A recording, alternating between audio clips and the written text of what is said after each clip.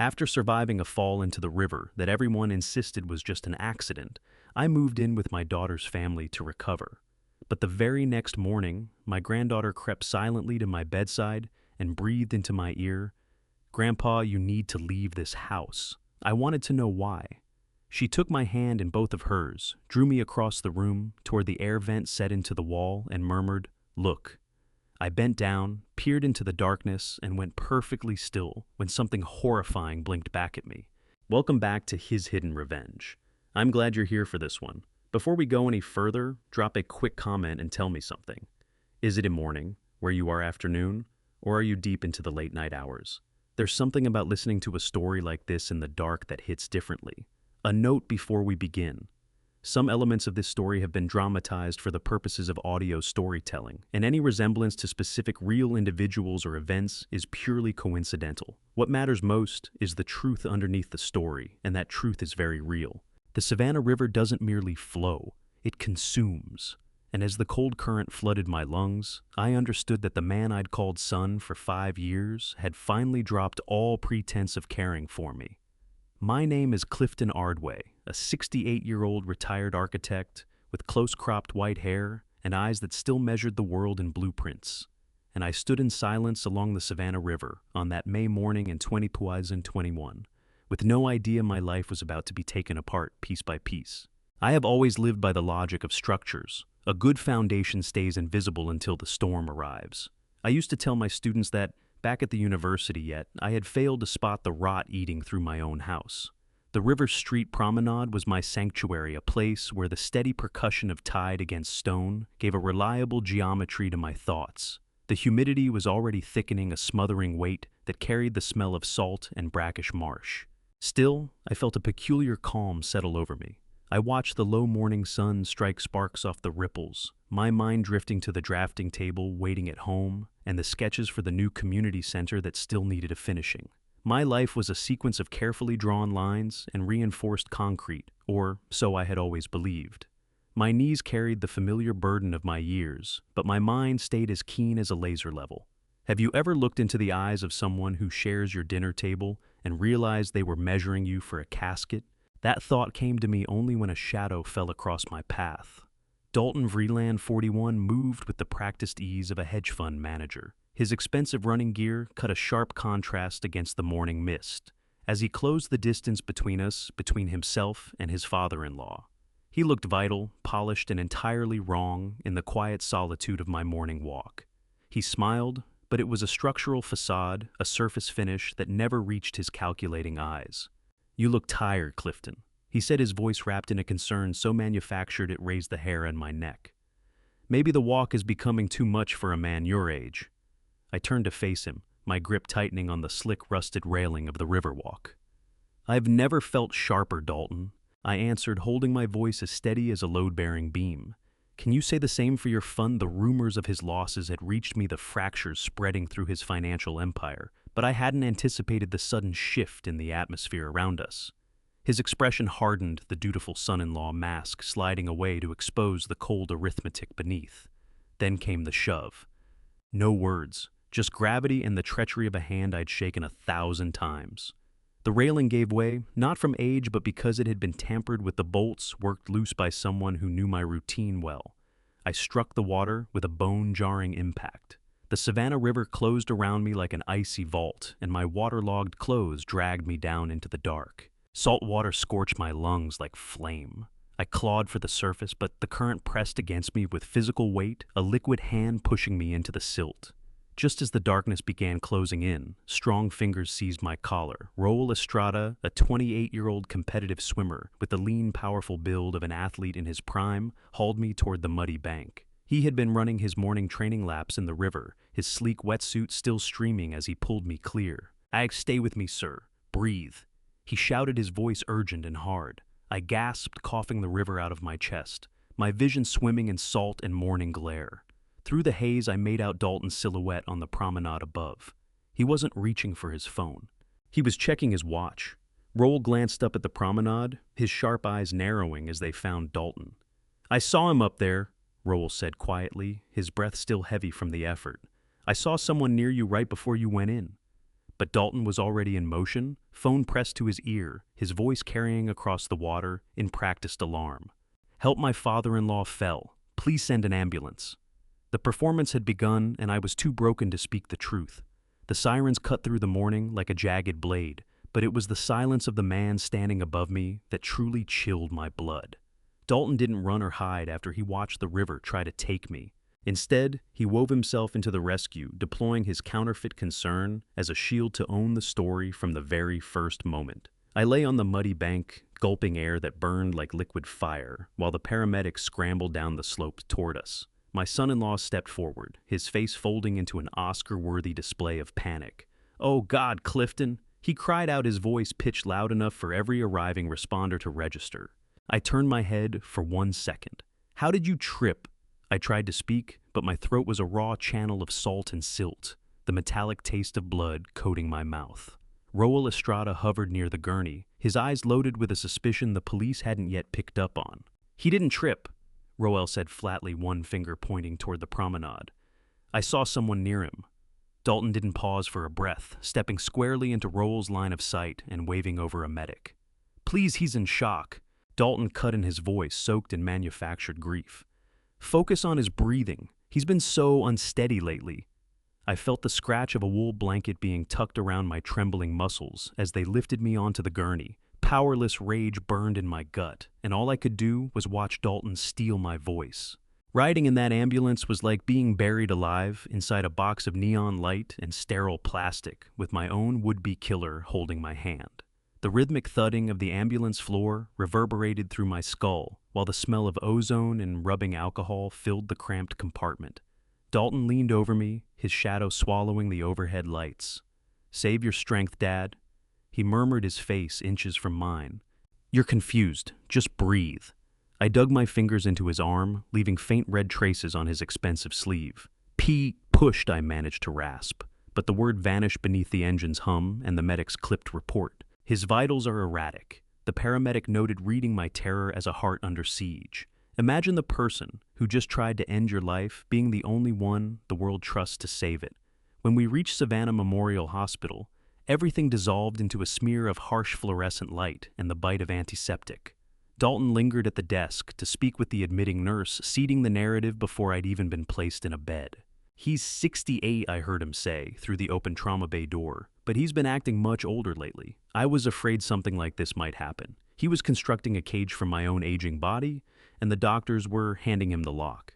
As the curtain was drawn shut, sealing me inside a sea of sterile white, Dalton stepped into the trauma bay and leaned close. So close I could smell the expensive espresso on his breath, and for the first time, I saw the true thing hiding behind the tailored suit. "It's a long way down, Clifton." He breathed, his voice as cold as river silt. "You should have stayed under." The steady rhythmic beep of the heart monitor felt like a taunt, a digital metronome ticking down the seconds until my autonomy was officially declared dead. There is a particular terror in being fully sane, while the world around you is being convinced calmly and professionally that your mind is a collapsing structure. I lay pinned to the ER bed, the plastic ID band cutting into my wrist, while Dalton stood at the foot of it. He wasn't looking at me. He was looking at Dr. Broderick Hale, a neurologist with tortoiseshell glasses and a voice as sterile as the surgical instruments he favored, who studied my chart with the detached curiosity of a man examining a failing circuit board. Dalton's performance was masterful. "He's been forgetting names, doctor," he said, his voice falling to a confidential, mournful register. "Last week he thought it was 1994. I think the river was just the breaking point." I tried to shout to force the truth out, but my protests emerged as a raspy, broken wheeze. "That's a lie." I managed to croak, my tongue thick and leaden with sedative. "I remember the shove. I remember his hands." Dalton simply exhaled a slow, patient sound that made the doctor dip his head in quiet sympathy. "You see," Dalton murmured, "he's agitated, hallucinating. It's the shock." Dr. Hale stepped closer, trailing the smell of floor wax and recycled air on his lab coat. He didn't look at the fear behind my eyes. He looked at the dilation of my pupils. If a man loses his home, he's a victim. If he loses his mind, he's a burden. Which one do you think is easier to get rid of? As the doctor launched into a cognitive assessment, I understood the trap was already closing around me. "Clifton, do you know who the president is?" he asked.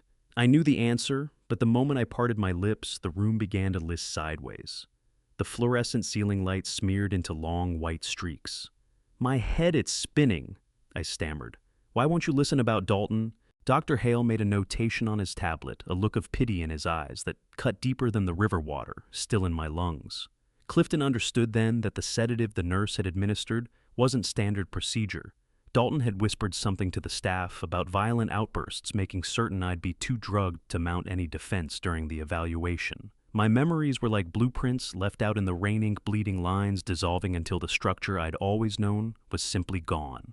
By the time the doctor departed, I was adrift in a chemical fog. Dalton lingered a moment in the doorway, his tailored silhouette sharp against the hall light. "Sleep well, Dad," he said, and the room dimmed for my rest. I lay staring at the acoustic tiles overhead, trying to reconstruct the morning with an architect's discipline. I had built towers that stood against hurricanes, I thought. So, how could I be the thing that was crumbling? I reached up to adjust my wristband fingers, fumbling across the plastic when I felt something. A small, crumpled scrap of paper had been tucked beneath the edge of the band. I eased it out with trembling fingers and squinted at the uneven scrawl. It wasn't from a doctor, it was from Caden. I saw him leave early. He didn't have his running shoes on.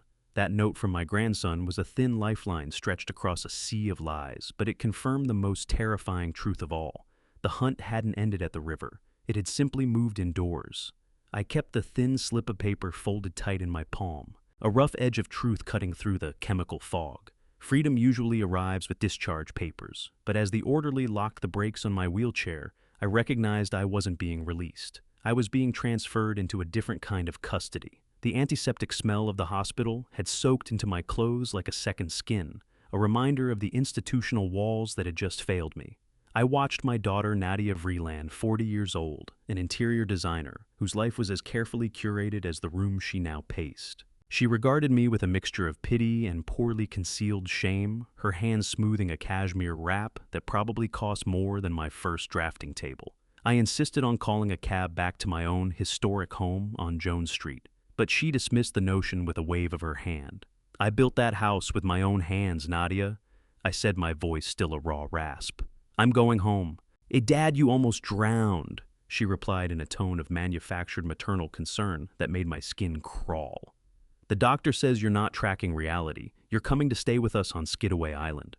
It was then I spotted the folder in her bag, a legal document confirming she had already filed for temporary emergency guardianship, using my disorientation as the primary weight to tip the scales. The hospital gown felt like a white flag. I was being forced to raise a surrender of every brick and beam I'd ever set down in this city. I wanted to shout that I was the architect of my own life, but the medications made my tongue feel like a waterlogged plank.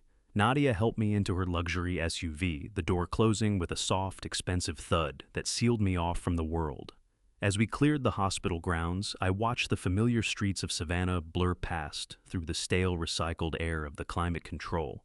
I reached into my pocket for my phone, desperate to reach Roel Estrada, but what I pulled out was a useless slab of glass. The screen was shattered, the battery dead, conveniently overlooked by Dalton in the chaos of my admission. "Where's my phone, Nadia?" I asked, feeling the isolation settle deep into my bones. "It's broken, Dad," she said without looking at me. "Dalton is getting it fixed. Just look at the scenery. Isn't it beautiful? Have you ever noticed how the people who claim to love you most are the ones who know exactly which nerve to press to make you stop fighting? We crossed the Diamond Causeway.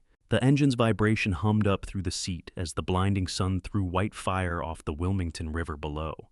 I looked down at that water, the same water that had nearly taken me, and understood that, with every mile across that bridge, I was moving further from everyone who had ever witnessed my life. Nadia's hands were locked on the steering wheel, knuckles bone white against the leather. "You're shaking, Nadia," I observed. "Is everything all right at home?" "Everything is perfect," she whispered, voice pulled tight as a wire. "It has to be." As we turned into the driveway, a professional security van was just pulling away. Dalton had been busy. The gates of the Skidaway Island estate swung shut behind us with a finality that sounded like a prison bolt sliding home. And there on the porch stood Dalton, waiting, wearing a smile that never once reached his eyes. The jasmine on Skidaway Island hangs so thick, It can choke a man, a sweet cloying perfume designed to cover the smell of stagnant water and rot-filled secrets. As those heavy gates clicked shut, I felt the physical weight of Dalton's hand settle on my shoulder, a grip that had nothing to do with support and everything to do with ownership. He steered me up the stairs, past the elegant master suites Nadia had no doubt dressed in her usual curated precision, and on up to a converted attic space on the third floor. We thought you'd appreciate the privacy up here," Dalton said, his voice smooth as polished marble, "away from the noise of the kids." I surveyed the room, my architect's eye cataloging the modifications immediately. "Privacy, Dalton, or just a clean angle for those lenses in the crown molding?" I asked, nodding toward the discreet high-resolution cameras tucked into the woodwork. He didn't blink, simply setting my bag on a spare clean chair that smelled of fresh paint. The chemical bite was sharp, a specific industrial solvent used to strip old lead, which made no sense in a new build.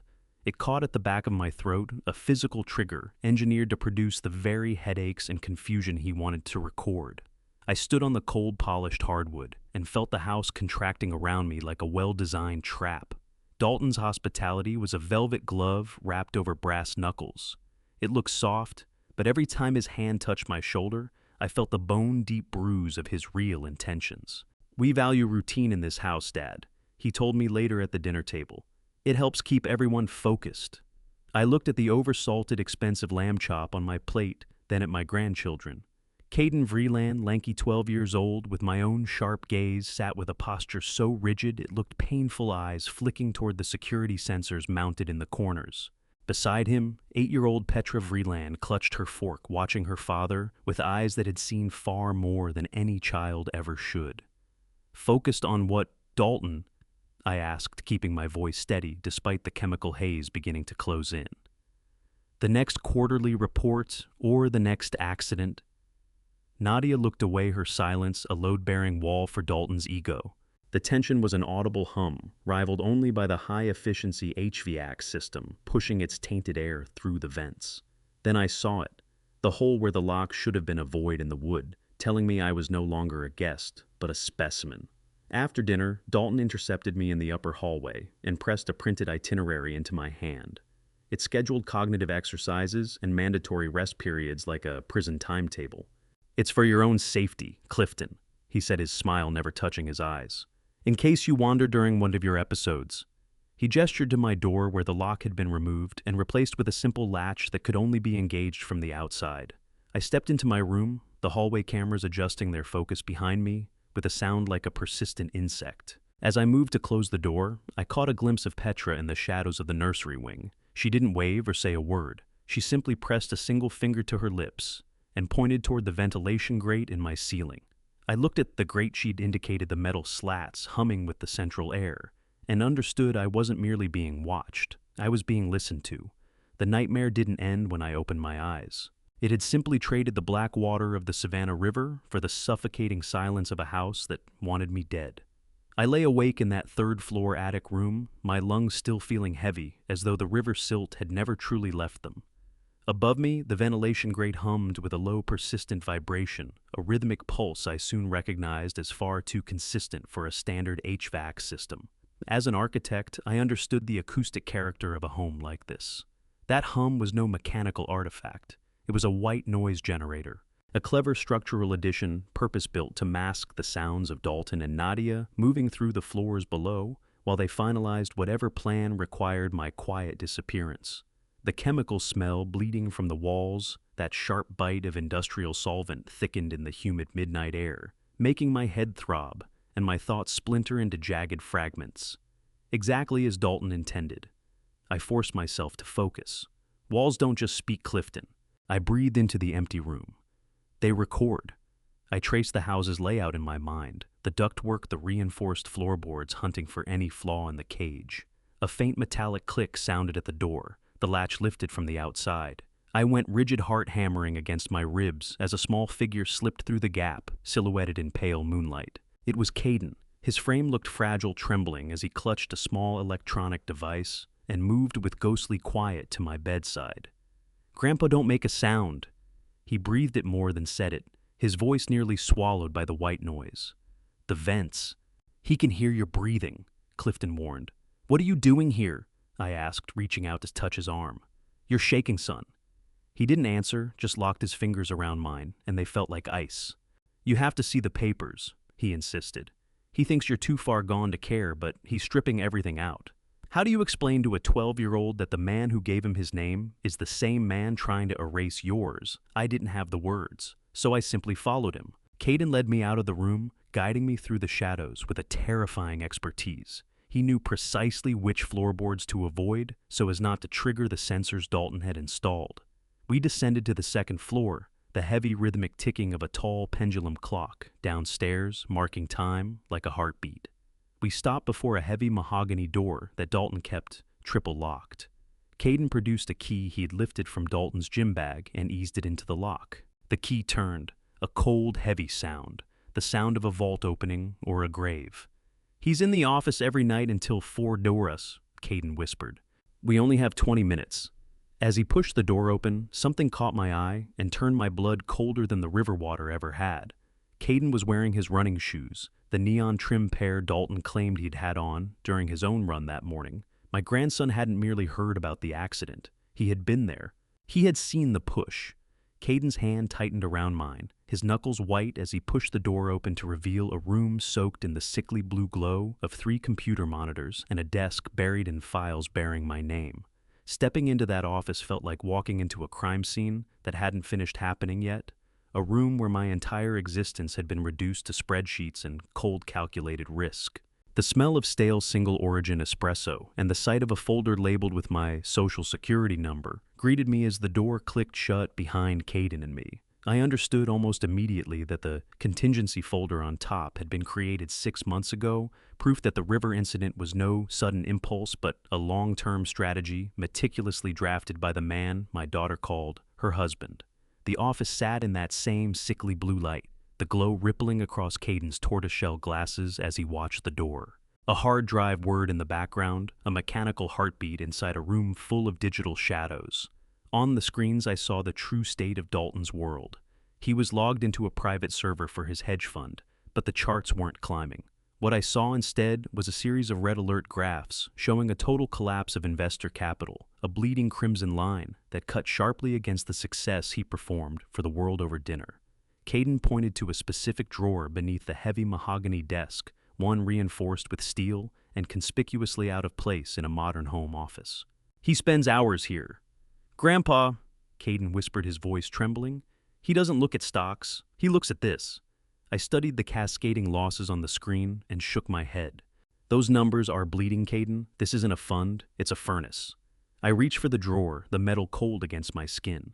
Paging through those files was like reading my own autopsy, while my heart was still beating. I pulled out a thick leather-bound folder, heavier than it had any right to be. This wasn't just a business file, it was an archive of my own life. Inside, the dry, papery smell of old blueprints rose up from the pages. "Why does he have my blueprints from 1984? I asked, flipping through original drafts of the City Public Library Commission. "He says he's just protecting the family assets," Caden said. "But he's been selling things, hasn't he?" I let the question hang, my eyes dropping to a red folder at the very bottom of the drawer. It was labeled Clifton Ardway Contingency Phase 2. How much is a life worth in a falling market? For Dalton, the answer was exactly $3.5 million. My hands shook as I opened it and found a printed draft of a massive life insurance policy listing Dalton Vreeland as the sole beneficiary. Beneath it lay a forged power of attorney document, the ink mocking me with its professional precision. "This isn't my signature," I whispered. "I never signed this." My eyes traced the notary seal at the bottom, and the breath left my lungs. The name Dorian Crail was embossed in gold foil. I noticed the date. It had been notarized the day before my wife Irene's funeral, while I was too grief-stricken to register that Dalton had slipped away from the house for an hour. I stared at the name Dorian Crail on that seal, and a cold memory surfaced. A man I'd seen Nadia speaking with at the hospital. A man who was no doctor at all. The structure of my family hadn't merely cracked. It had been rigged for a controlled demolition. The memory of Dorian Crail, the man Nadia had spoken to at the hospital, sent a chill through me that the office air conditioning couldn't account for. Dorian Crail. 52 carried the stillness of a maritime lawyer who knew exactly where the bodies were buried, and precisely how to keep them there. Have you ever found the price tag for your own murder tucked among the family photos? I dug deeper into the contingency folder while Caden stood guard, his eyes darting toward the office door. The $3.5 million policy wasn't merely a document. It was a blueprint for my liquidation. I traced the premium payments and found they were being funneled through a shell company tied directly to Dalton's failing fund. The accidental drowning rider would double the payout, a detail that turned my stomach. "Grandpa, look at the dates," Caden whispered, his voice cracking. "These withdrawals, they started the month Mom and Dad bought this house." I stared at a secondary ledger Caden had pulled from the stack. My daughter Nadia hadn't simply been a passive observer. Her signature appeared on several withdrawal slips from my private retirement accounts, totaling nearly $500,000.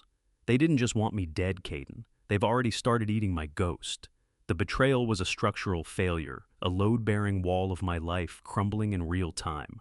My rage was cold and calculating, an architect's fury at a deliberately sabotaged design. I turned the page and found something more sinister, still a structural survey of the Savannah River Promenade railing. 180 lbs, the exact measure of a man's life when calculated by his son-in-law. The report included a marked section where the bolts had been corroded with acid to guarantee they would give way under my precise weight. I recognized the architectural notations in the margins, the exact sloping script of someone who had used my own drafting tools to choreograph my execution. He used my own formulas to calculate my death. I whispered it, the paper crinkling beneath my white-knuckled grip. Don't ever think your family won't kill you. Sometimes they just haven't seen the right balance sheet yet. The smell of ozone from the computer towers seemed to sharpen as I reached into the back of the drawer frame. My fingers found a small, high-end digital recorder tucked behind the wood. I switched it on, the tiny rhythmic click like a heartbeat in that silence.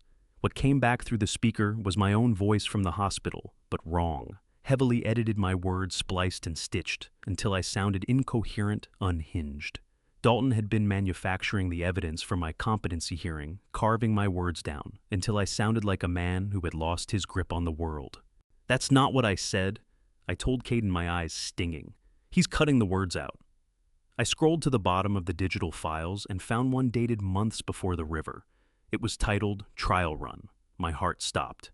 This wasn't the first time they'd tried. "Grandpa, the light on the door, someone's coming." Caden hissed, his hand seizing my shoulder.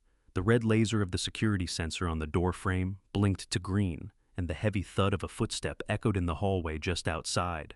I shoved the recorder into my pocket, cold sweat prickling at my hairline as the shadow of a man fell across the frosted glass of the office door. Shadows don't just conceal secrets, they breathe.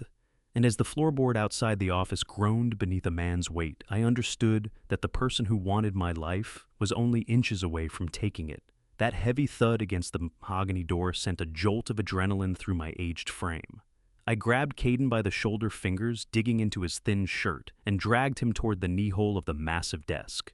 We folded ourselves into that narrow space, legs pulled tight against the cold, unyielding wood as the handle turned with a sharp metallic click. The office door swung wide, and the room filled at once with the heavy, cloying scent of expensive bourbon and fresh mint. Dalton entered the rhythm of his dress shoes on the floor like a countdown. He left the overhead lights off, navigating instead by the blue flickering glow of the computer monitors, which threw restless shadows across the dark walls like a digital haunting. I held my breath, lungs burning with the effort, as his silhouette hovered directly above our hiding spot. "Don't breathe, Caden," I whispered so faintly it was barely a thought. "Just be a shadow." I could hear a sharp rhythmic thudding, what I imagined was Dalton's heartbeat, though it was likely only the blood roaring through my own ears. He reached for the mouse, the clicking sound enormous in the absolute silence. "Just a few more days, Clifton." I heard him mutter to no one, his voice a low, gravelly vibration. "Then we can finally balance the books." He checked a single notification on the screen, his fingers tapping a restless beat on the desk surface inches from my head, before turning and leaving as swiftly as he'd come. The door closed, and the lock engaged with a finality that sealed us in darkness. You think you know your family? You think blood is a bond, but in this house, blood was just the ink used to sign my death warrant. Once the sound of his footsteps died away down the hall, I crawled out, hands trembling. My palm found a hidden latch at the back of the desk drawer, a structural secret I hadn't noticed before. I pressed it, and a secondary compartment slid open. What was inside was a ghost gallery. I stared at surveillance photos of two other women, Audra Langford of Charleston and Celeste Orville of Atlanta. Taped to the back of their dry, papery death certificates were news clippings about tragic accidents involving water. "He didn't just target me, Caden," I whispered, holding up the photos. "This is a trophy room." My stomach turned at the final detail. 3 gold wedding rings nestled in a chamois-lined corner of the drawer. He kept them like architectural souvenirs. "Grandpa, those ladies," Caden said, his voice small and hollow. "They look like they're sleeping in the water." The realization hit me harder than the river had. I wasn't just a victim. I was a project, the third building in a skyline of corpses. I picked up the digital recorder again and understood that the file labeled "Trial Run" wasn't a rehearsal of my death. It was a recording of Audra Langford's final gasping moments. Caden guided me out of the office, his young face hardened by the horror we'd uncovered. We moved through the dark hallway back to the 3rd floor, every creak sounding like an alarm. I collapsed onto my bed, the full weight of the discovery pressing down on me. "Go to bed, Caden. Lock your door. From now on, we play the part he wants." As the first light of dawn touched the window, I heard Dalton's voice from the hallway, cheerful, loud, calling me down for breakfast as if he hadn't just stood above our hiding spot with the soul of a reaper. Looking into the mirror that morning, I didn't see an architect. I saw an actor preparing for the most dangerous opening night of his life, where a single missed cue would mean a permanent curtain call. I deliberately chose mismatched socks and left my top shirt button dangling loose, reinforcing the image of a man losing his grip on detail. I practiced a vacant, slightly confused expression in the glass, letting my jaw slacken just enough to look defeated. From below came the cheerful sounds of a family breakfast, Nadia humming a soft tune, the distant muffled laughter of Petra. But to my ears, it sounded like a curated stage play written by a predator. "Just a confused old man, Clifton," I whispered to my reflection. "Be the victim they want to see." As I descended the stairs, the vibration of the hall clock ticked like a heart monitor marking each step. I walked into the dining room, where the scent of heavy, humid gardenias drifted through the open window, a cloying floral smell too thick for the morning air. Nadia was serving bowls of expensive hothouse figs, their dark flesh bleeding against the white porcelain. I realized then that the fruit was laced with the same chemical irritant from the room paint, an overly sweet chemical aftertaste clinging to the edges of the flavor. It was a subtle toxin designed to induce the very fogginess Dalton was so eager to document. Dalton was seated at the head of the table, his perfectly manicured nails tapping a restless rhythm against the wood as he skimmed a digital paper. He greeted me with a cheerful tone that bore no resemblance to the cold thud of footsteps I'd heard outside his office hours before. "Did you hear the house settling last night, Clifton?" he asked, his eyes never leaving the screen. "I thought I heard footsteps on the 2nd floor around 3:00. I paused, letting a flicker of faux panic cross my face as I settled into my chair.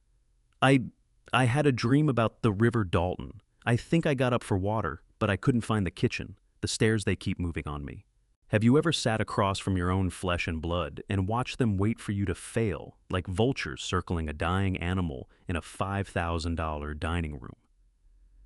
Across from me, Caden sat rigidly, barely touching his food, his eyes fixed on his plate to avoid betraying our shared secret. Dalton leaned in, testing me. "Remember, we talked about selling your drafting table yesterday, Dad. You agreed it was just taking up space. It was a lie, a fictional conversation from a day that never happened." "Did I asked, my voice thin. "Yes, I suppose everything is taking up space lately." I saw the triumphant glint in his eyes, a hunter who believed his prey was finally cornered. He was recording me every stutter, every staged lapse. I was building his case with every breath. As Dalton rose to leave for work, he handed Nadia a small digital device I recognized instantly. It was the recorder from the office, and it was already running, capturing my every confused word. He paused at the door hand on the frame and looked back at me with an expression of predatory pity that made my skin crawl. "Don't worry, Clifton. We're going to get you the help you need today. Real help." I closed the bedroom door and leaned against it, the stage tremor in my hands going genuine as the adrenaline from the dining room began to drain away.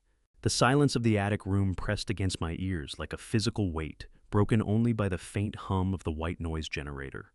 I walked to the window and pulled the heavy curtain back just far enough to watch Dalton's luxury SUV disappear down the driveway. I understood then that the care plan Nadia had mentioned wasn't merely about my health. It included a provision for Dalton to begin the immediate liquidation of my firm's intellectual property. "They've built the cage, Clifton," I whispered to the empty room. "Now you have to find the one loose bolt."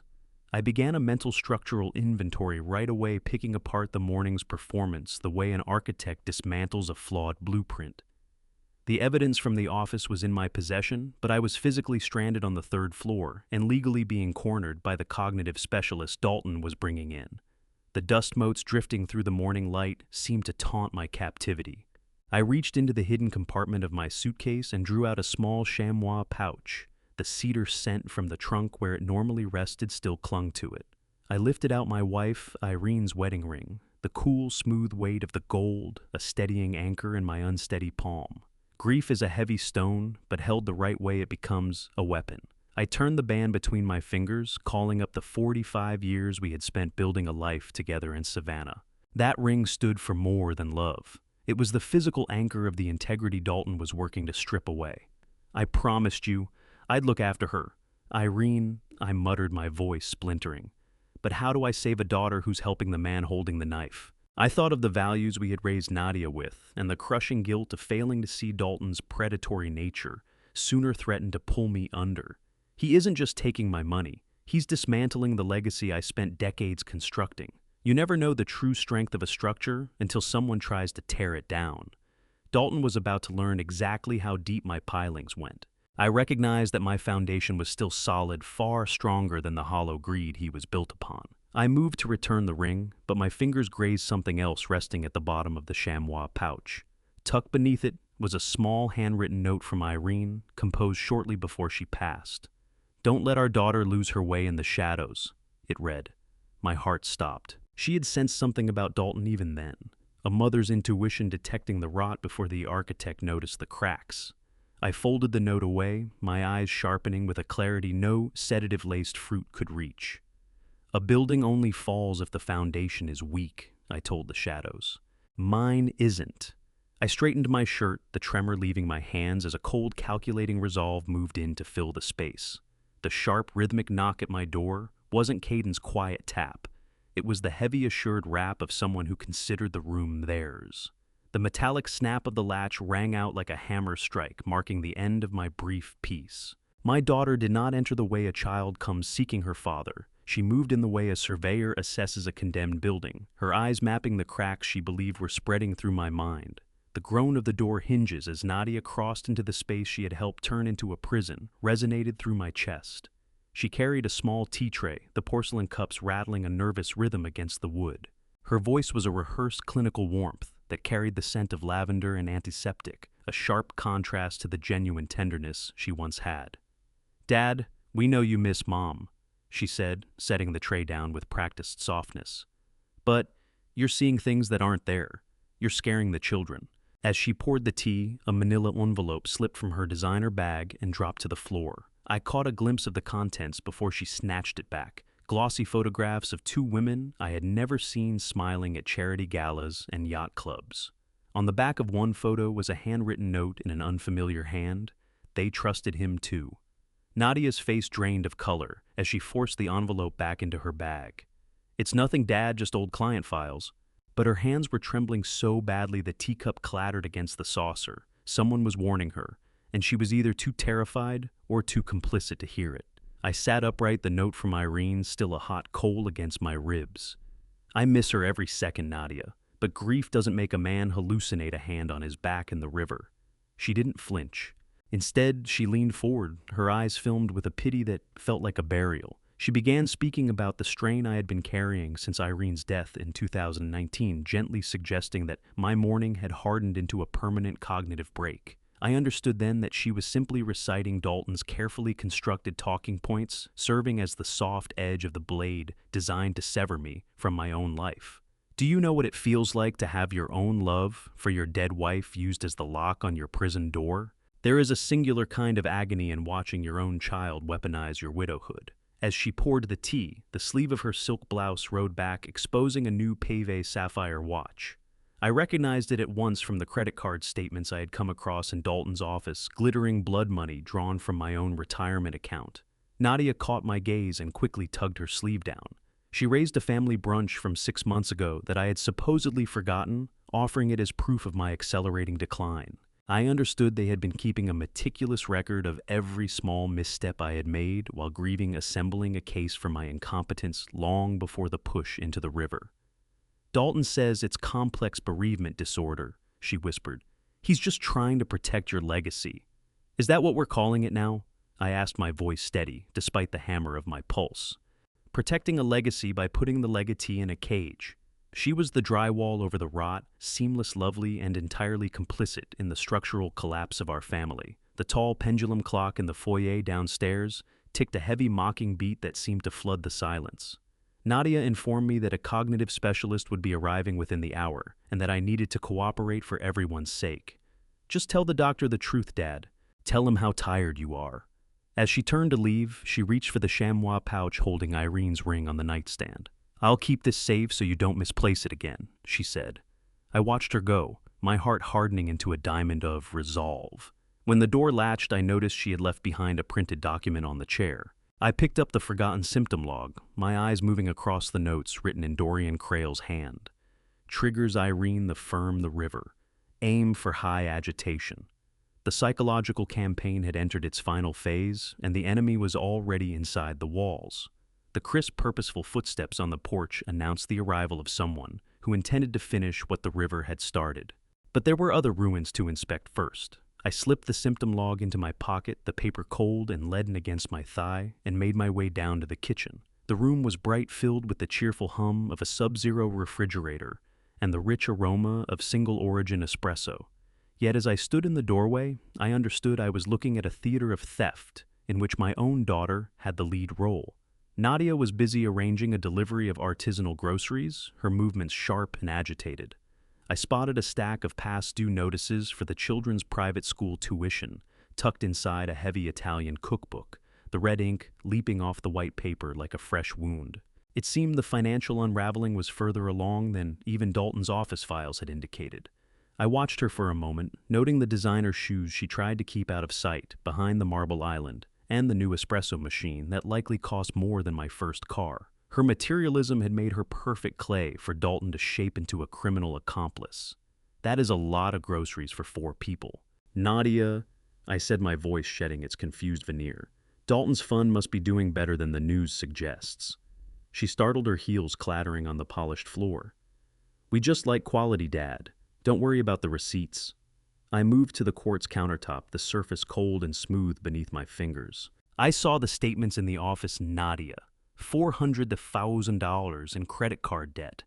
Is that why you notarized those papers at the hospital? She went rigid, her face turning a sickly translucent pale. You were snooping. How dare you?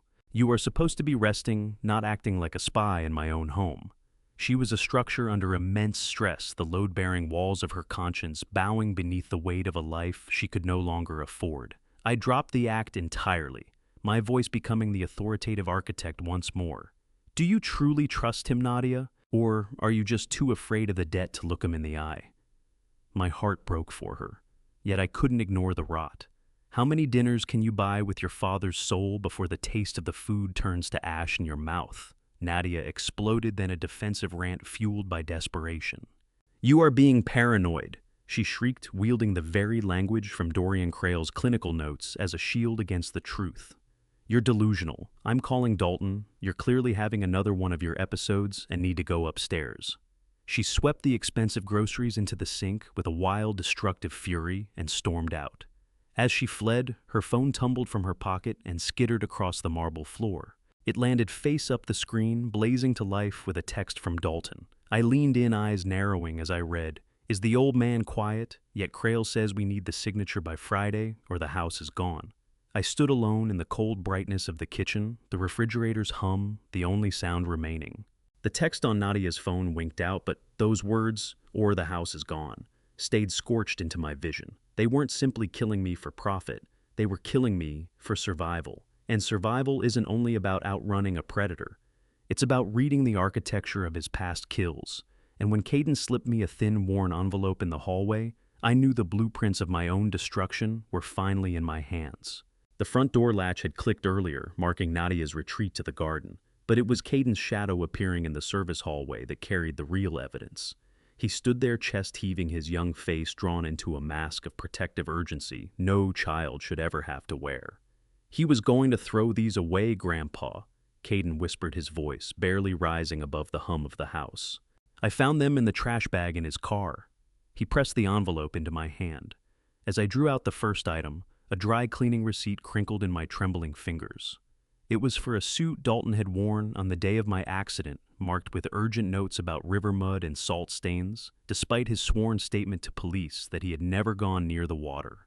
"You're a brave man, Caden," I said, tucking the paper into my pocket. "Go play in the yard now. Don't let them see you with me." I withdrew to a dim corner of the living room, the humid press of the hallway air still clinging to my skin like a physical threat. I opened my laptop, its blue screen glow reflecting in the darkened room, and launched a focused search on the names I'd uncovered in his office: Audra Langford and Celeste Orville. Searching for these women was like scrolling through a catalog of ghosts, each one a structural failure in Dalton's soul that he'd papered over with stolen money. The digital obituaries surfaced one by one, chilling in their resemblance. Audra had died in a Charleston boating accident in 2014. Celeste had drowned in a private pool in Atlanta in 2017. Both were wealthy. Both had been recently married to a man operating under a slightly different alias. But the photographs Caden had recovered matched the digital portraits without question. Boating accident, private pool, Savannah River. "The water is his signature," I whispered to the empty room. My fingers flew across the keyboard as I began cross-referencing those dates against what I knew of Dalton's financial history. His boutique fund had suffered its first major collapse in 2013, just months before Audra's death. A second catastrophic shortfall landed in 2016, leading directly to Celeste's unfortunate accident. If the water always claimed them when the accounts ran dry, what did that mean for me? A man whose house was already being measured for its final sale.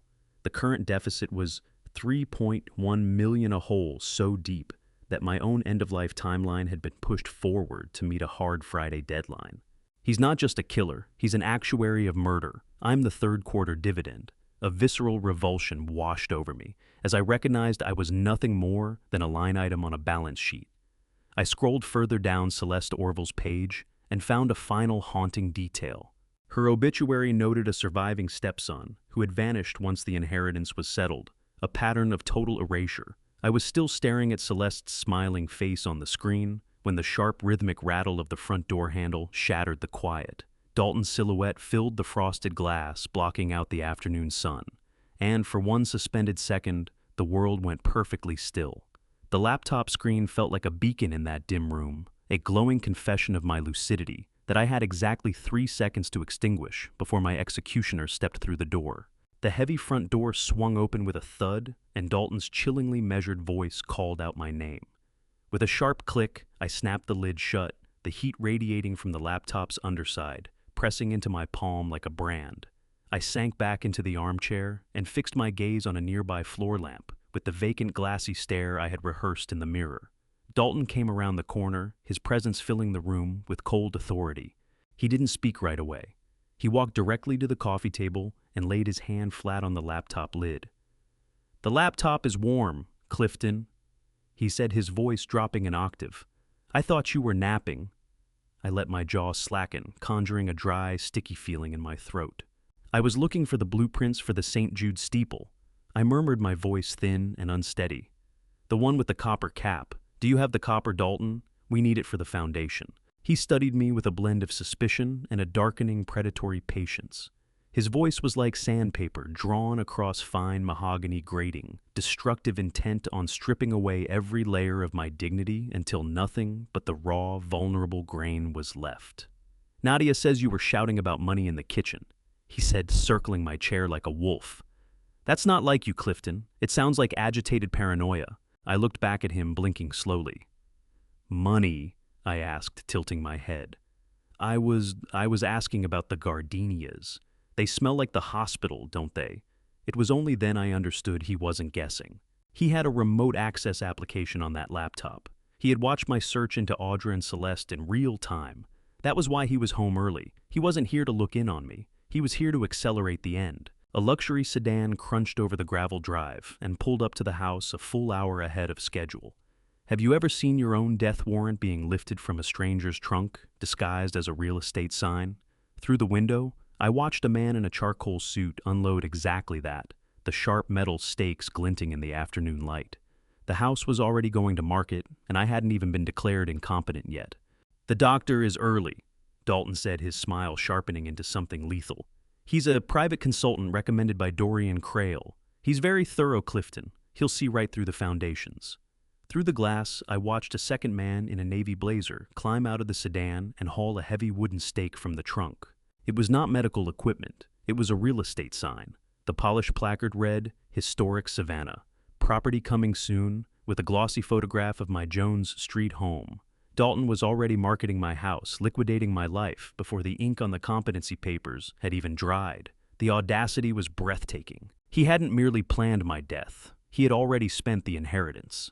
The sign's metal stakes glinted in the afternoon sun like grave markers of visual countdown to the moment I would be declared legally dead while still drawing breath. A surge of panic-driven adrenaline moved through me. The dry cleaning receipt was still folded in my pocket, a physical piece of evidence that would undo me if the consultant searched my person. I had to pivot, and I had to do it now. The scent of expensive leather and rain on the consultant's coat seemed to drift into the room before the man himself appeared.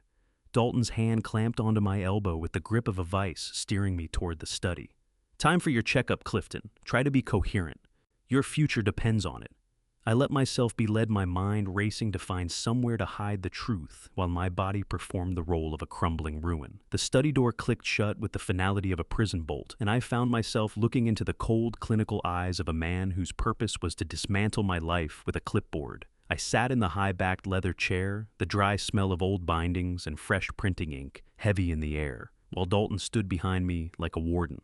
That was my introduction to Dr. Quentin Drexel, a man who wore his medical credentials like a weapon and his suit like a declaration of war, watching me with the patient predatory stillness of a bird that only moves when something is already dying.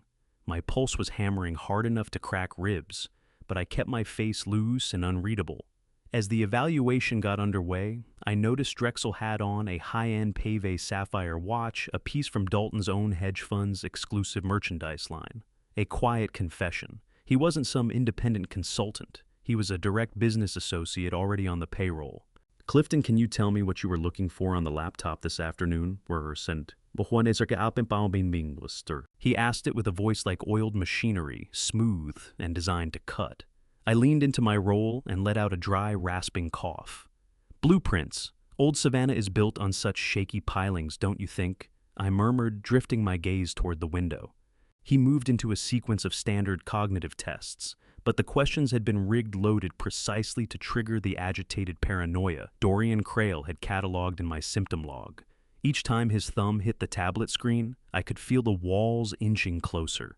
During a physical coordination test, I had to shift my jacket, and the mud-stained dry-cleaning receipt Caden had slipped me nearly tumbled out of the pocket. A cold jolt of adrenaline shot through me as I managed to tow the paper beneath the heavy mahogany desk just as Drexel leaned forward. He wasn't there to diagnose me. He was measuring the height of the walls he was building around whatever days I had left. The cold metal of his stethoscope against my chest felt like an invasive probe. "Your eyes are quite bloodshot, Clifton." He noted, his face inches from mine. "Are you having trouble sleeping in this new house?" I knew exactly what he was fishing for. The signs of whatever chemical sedation Nadia had been folding into my food. "The paint," I rambled, letting my eyes drift. "It has a very specific weight to it. How do you fight a man who is paid to believe you're already gone? You don't. You let him believe he's won the game before it's over." I watched that ticking watch on his wrist, a countdown I couldn't afford to ignore. Then Dalton interrupted us, his face alight with a smug, toxic satisfaction as he announced dinner. "The foundations are worse than we thought," Dr. Drexel said, rising and snapping his folder shut. "He's quite disconnected." "Thank you," Dalton replied, his hand clamping onto my shoulder. "Let's go eat. We have a lot to discuss about the transition." As we moved toward the hallway, I let myself lag a half step behind and caught the sharp, hushed exchange Dalton directed at Drexel. "We need to expedite the medication increase tonight." The words landed like a fist, The poisoning was about to cross a line it couldn't come back from. Somewhere in the distance dining room, silverware clinked against crystal, a hollow metallic tolling. I looked at the dinner table gleaming with silver and cut glass and understood that for Dalton, this was no family meal. It was a last supper. The walls of a luxury home are engineered to insulate, but no grade of drywall in the world could blunt the raw, jagged terror in my daughter's voice. I'd claimed sudden exhaustion and skipped the table entirely, pressing myself into the shadows of the darkened hallway near the service pantry, moving with the careful, measured gait of a man who had memorized every sensor zone in that house. Through the cracked pantry door, I watched as Dalton and Nadia returned to the kitchen after seeing Dr. Drexel out. Whatever polished facade they wore, as Savannah's power couple dissolved the instant the door closed. Dalton's voice dropped to a low, vibrating growl, a register I had never heard from him in public, stripped entirely of hedge fund charm and manufactured empathy. "You're getting soft, Nadia." He hissed it. I heard the weight of the heavy kitchen door shuddering shut behind them. "I saw your hand shaking when you poured his tea." Dalton then revealed that he'd been secretly recording Nadia's confessions of guilt as insurance proof that he had never intended her as a partner, only as a fall guy if the architecture of his lies ever gave way. "He's my father, Dalton." She whispered it, her voice catching its own reflection off the stainless steel refrigerator like a distorted, shimmering ghost. "He looks so small. Are we really doing this? I'm raising a daughter." But he had already turned her into a ghost long before that moment. His anger wasn't the kind that explodes. It was a slow-acting acid eating her down to nothing, until what remained was a hollow shell of the girl I used to walk to school. Dalton pinned her against the counter, and I heard the sharp, violent clink of glass slamming onto quartz. He reminded her of the dangerous people expecting their money by Friday, and how her name sat on every fraudulent withdrawal from my accounts. He dressed up my death as her only route out of prison and the only way she kept her children. "If we stop now, the bank takes the house on Monday and the SEC takes me on Tuesday," he said. "Where do you think that leaves you and the kids? How do you save someone who is clinging to the very hand that's closing around their throat? Please," she begged, her spirit visibly snapping in two. "Don't hurt him anymore. Just let the doctor handle the papers." Dalton laughed at that, a sound like dry leaves skittering across a grave. He mentioned a boating trip for the weekend, the same method he had used to kill Audra Langford. And I understood then that my execution had been scheduled for the next 48 hours. A surge of paternal protective rage moved through me, the kind that comes when you realize you must destroy your own daughter's marriage to pull her out of a killer's reach. I watched her through the gap as she folded into a chair, shoulders heaving with silent, broken sobs that seemed to smell of cold coffee and floor wax. She was a hostage to her own vanity and his malice. Then came the sharp, rhythmic whistling. As Dalton walked away, a tune I recognized with a cold shiver from Irene's funeral. The sound of Nadia's spirit breaking was quieter than I had expected. But as his footsteps faded down the hall, I knew the clock hadn't merely started. It was about to strike midnight. I stayed in the dark, my heart a heavy stone of resolve, knowing the river was calling my name once more. The soft creak of the studio door and the smell of oil paint and despair followed me as I stepped into my daughter's private sanctuary. Walking into Nadia's studio was like entering a cathedral of denial, where every fabric swatch and marble tile sample was a prayer designed to smother the sound of her own conscience. I found her frantically reshuffling mood boards, her movements jerky and desperate, as though she could physically rearrange a world that was already coming apart at the seams. It was there I understood she hadn't merely been spending the money. She'd been drawn into a silent partnership in a shell company that Dorian Crail used for laundering a rot that ran far deeper than anything I had yet imagined. I chose to set down the agitated persona Dalton expected from me. "I know you're in there, Nadia," I said, my voice cutting through the clinical quiet. "Not the designer, not the accomplice, my daughter." She flinched, both hands seizing a fabric swatch as if it were a life preserver. "Dad, please. Dalton said you'd get like this. You need your medicine." I let the tea tray sit untouched and ignored the granite and gold that passed for walls in her private prison. "I know about the $250,000 debt you personally signed for and the forgery at the hospital. I was trying to shore up a load-bearing wall that had already been eaten to powder by termites of her own making. Grace isn't about what you deserve, Nadia. It's about what you choose to protect now. Help me save Caden and Petra, and I will forgive all of it. I will shield you from the police, but only if you help me expose him." "It's too late!" She whispered, the wet, gasping sound of her breath filling every inch of space between us. "The papers are already filed. I'm part of it, Dad. I'm the one who signed." The mirror didn't lie to her. She saw a criminal. I saw my little girl drowning in a sea of gold-plated lies. She caught her own reflection in a large silver-frame mirror and recoiled the distortion of her face in that polished surface, matching perfectly the ruin already living in her heart. "Could you truly forgive a mistake this big?" She asked, her voice no more than a fragile reed. "I already have," I replied, my heart breaking for the legacy we had lost. "But the law won't." I stood among her expensive samples, a silent witness to her collapse. She didn't choose the light. She chose the fear. Nadia fled the studio sobbing into her hands, leaving me alone with the rhythmic ticking of the minimalist studio clock. As she ran out, a single document fluttered free from her desk and settled at my feet. I picked it up, expecting another invoice or a design specification, but it was an itinerary for a boating trip. My eyes locked onto the departure time, printed in bold 5:00 p.m. Not this weekend, today. The realization hit with the full force of a structural collapse. What comes next stopped me cold the first time I understood it fully, because it wasn't just danger closing in. It was the realization of how precisely and how long someone had been planning against me. Before we get there, let me ask you this. If you discovered that someone close to you had been quietly working against you, would you confront them face to face, or would you gather every piece of proof first and let the truth do the work? I glanced at the studio clock. Already 9:30, less than 8 hours left to live. Dalton had conceived the boating trip as his primary execution method, the same technique he'd used on Audra Langford. But the moment we walked into the precinct, he understood the timeline had collapsed. The GPS tracker inside Irene's ring had given away our position, forcing him to abandon the slow, deliberate drowning for something far more desperate: hostages. The children were never part of the original design. They were his emergency exit when the architecture of his deceptions started coming apart at the seams. The silent house surrounding me no longer felt like a cage. It felt like a tomb being sealed while I still breathed. I had to move. Right now, before the tide of Dalton's endgame swallowed the last of my family's foundations whole. 8 hours to live, and my survival rested on a piece of plastic no bigger than my thumbnail and the nerve of a boy who should never have needed to know how to conceal evidence from his own father. I stood alone in the studio, the clock steady ticking, driving into my skull like a nail when I caught the frantic hollow slap of Caden's sneakers on the hardwood. He slipped through the door, breathless and drained of color, his small hands shaking as he dug into his pocket. He pressed a ruggedized USB drive into my palm.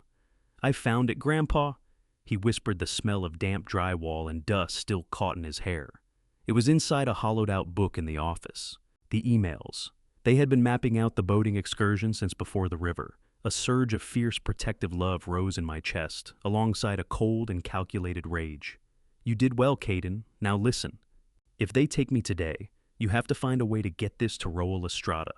I pulled my hidden tablet from my drafting kit, its blue flickering light pushing back the shadows as I scanned the drive's contents. My chest tightened as I scrolled through legal drafts authored by Dorian Crail. It wasn't merely malpractice.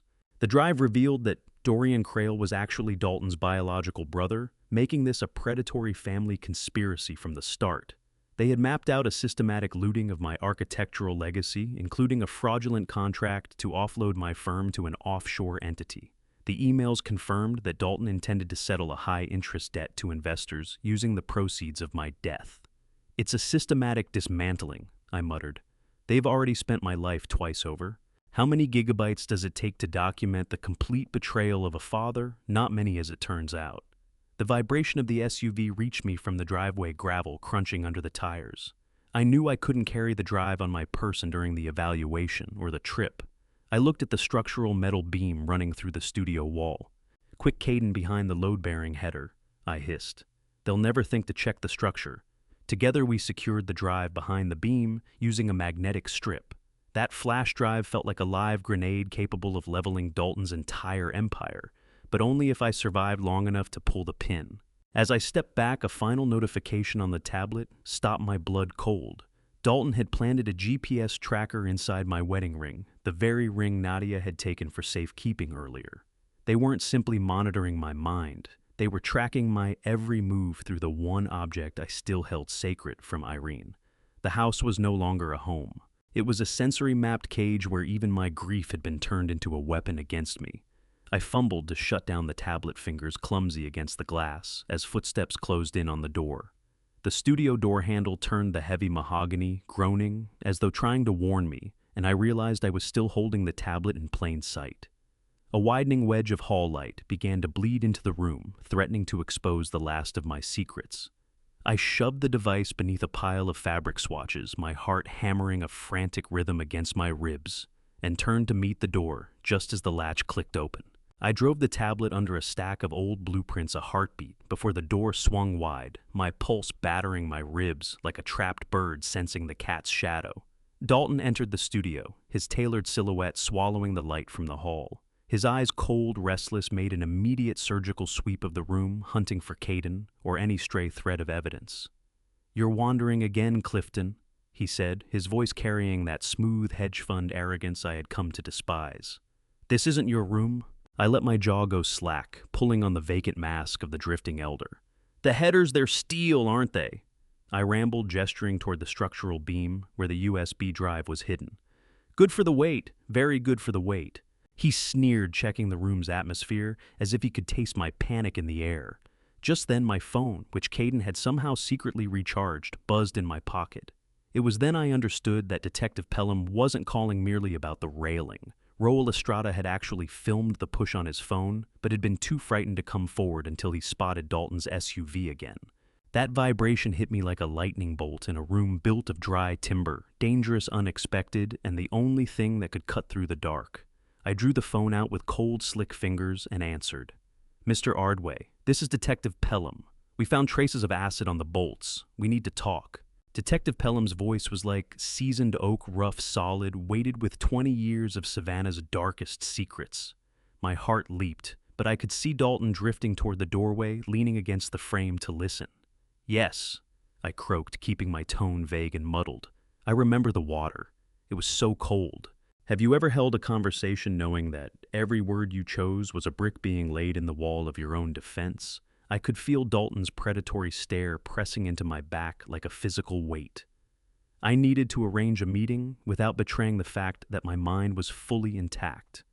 "Tomorrow at 9 Jurzur," I asked the detective, pitching it as though I were discussing architectural drawings. "Yes, the blueprints. I'll be there." I ended the call, hand trembling as I turned to face my son-in-law. "Who was that Clifton?" Dalton asked, his voice a low, vibrating threat. "You shouldn't be fielding calls on your own." "Just a man asking about the blueprints," I replied, looking past him. He said the railing was broken. I noticed then what he was holding in his left hand, a pair of heavy-duty bolt cutters. The smell of metal and machine oil saturated the small space, a sharp industrial scent that telegraphed his intention to destroy whatever structural evidence remained. Or perhaps to silence the man who had learned too much. He said nothing more, but slowly tapped the steel jaws against the door frame. The rhythmic clack rang out like a judge's gavel. His eyes made a promise that I would never reach that 9 Uzur appointment. The shadow of his frame stretched across the floor toward me, like a dark tide coming in. I held my ground, cold sweat slicking my grip on the phone, knowing the final structural failure of our family was no longer a possibility. It was a certainty. Reading the truth about how my daughter had been hunted wasn't like reading a diary. It was like reviewing the stress tests of a building engineered specifically to collapse with her inside it. I retreated to the dimmest corner of my attic room, the tablet's blue light burning into my tired eyes as the cooling fan spun up its frantic mechanical prayer. I opened the file labeled Project L on the flash drive Caden had recovered from the office. What I found was a terrifyingly methodical timeline beginning in 2018, cataloging Nadia's deepest insecurities, her preferred luxury brands, and the raw, jagged edges of her grief over Irene. Dalton had mapped precisely when to offer emotional comfort and exactly when to introduce the seductive pull of offshore investments. Every romantic milestone in their marriage had been a calculated financial maneuver. Target demonstrates high attachment to status symbols. I read a cold grease spreading across my palm. Use debt to ensure compliance. He was never her husband. He was her warden. His words had worked like termites in the beams of our family tree. Quiet and visible, committed to reducing our entire history to dust. I discovered that Dalton was actually the anonymous tipster who had reported my architectural firm for a minor building code violation in 2019. He had done it deliberately to plant the first seed of doubt in my professional record, a crack in the foundation he intended to widen. The journal laid out his campaign to sever Nadia from her old friends and from me engineering misunderstandings and conveniently forgotten phone calls to convince her I was losing my grip on reality years before the river incident. He forced her to choose between her vanity and her father, and he engineered it so vanity carried the day every time. The acrid chemical stench of the paint in that cramped room seemed to grow denser with each entry I scrolled past. The final pages laid out the Clifton Ardway liquidation in clinical detail. Dalton had calculated the precise date his hedge fund's debts would become public knowledge and had scheduled my accidental death for 3 days before that. How do you keep breathing when you understand that the man who tucks your grandchildren in at night has already assigned a price to their silence? The journal closed with a single chilling line about Caden and Petra. They were to be handed off to a boarding facility under Dorian Crail's name once the insurance money cleared. He intended to sell my grandchildren to cover his own wreckage. My heart hammered so hard I could feel it in my ears as I opened the last digital folder. Inside was a copy of a letter Dalton had written to be discovered after my death, a forged suicide note drafted in my hand, blaming an unbearable descent into dementia for my choice to walk into the river. It was a flawless reproduction of my signature, a final professional insult from a predator who had always viewed human beings as raw building material. Nausea moved through me like a cold tide as the full systematic architecture of his grooming came clear. I wasn't simply a victim. I was a line item being struck through. I sat there staring at that forged note on the screen. My own signature perfectly mimicked at the bottom, and then I heard Dalton's heavy, deliberate footsteps stop directly outside my door. He didn't knock. He simply stood there, a shadow filling the threshold, and I understood that the blueprints for the final confrontation were already in his hands.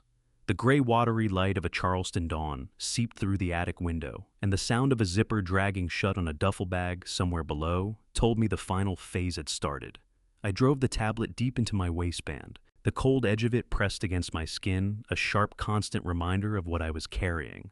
Dalton escorted me to the SUV with a buoyant, high-wired energy that made my flesh crawl. He talked about the boating trip, as though it were a reward for my recovery, not the cover story for a planned execution. Nadia stood at the driver's side, her hands clenched around the door handle so tightly her knuckles had gone white. Dalton leaned in close, his voice carrying that hollow, practiced warmth. "Drive safe. Keep Dad comfortable. I'll be at the marina in 20. I have him, Dalton. Just go." She breathed the words, her eyes red-rimmed and hollowed out. I noticed then that she had already packed a run bag for herself and the children, weeks earlier, tucked beneath a spare tire, cover-proof, that somewhere beneath the surface she had long been bracing for the moment Dalton's violence turned outward. The smell of leather and costly perfume inside the SUV was stifling as we backed out of the drive. In the rearview mirror, I watched Dalton standing beside Dorian Crail, the two of them tracking our departure. For the first few miles, the only sound between us was the rhythmic tick of the turn signal. Then, as the vibration of the Diamond Causeway began to thrum up through the tires, I let the mask drop. "I know about the note, Nadia." I said, my voice level and clean. "He drafted a suicide note in my handwriting. He was never gonna let you keep the children." She gasped and nearly drifted into the next lane as blinding sunlight bounced off the harbor water below. The Diamond Causeway felt like a tightrope stretched above a void, and Nadia was the one swaying on it while I held the only line that could keep her from falling. "Daddy, I'm so sorry." She sobbed, her fast, shallow breathing filling the cabin. "I didn't know. I thought it was only about the money. I saw the kerosene receipt, but I was too frightened to move." I reached out and laid my hand over hers on the wheel. "Grace isn't about what you've earned, Nadia. It's about what you choose to shield right now. He has a GPS tracker inside my wedding ring. He's watching us this very moment. What does a lifelong lie sound like when it finally snaps? Quieter than you'd expect. It sounds like a turn signal clicking through the dark. As we cleared the far end of the bridge, her phone buzzed with a text from Dalton. She didn't look at it. "Turn the wheel, Nadia," I said with all the authority I had left. Bring this structure down before it buries us both. She wrenched the SUV toward the downtown precinct exit with a violent pull of her arms.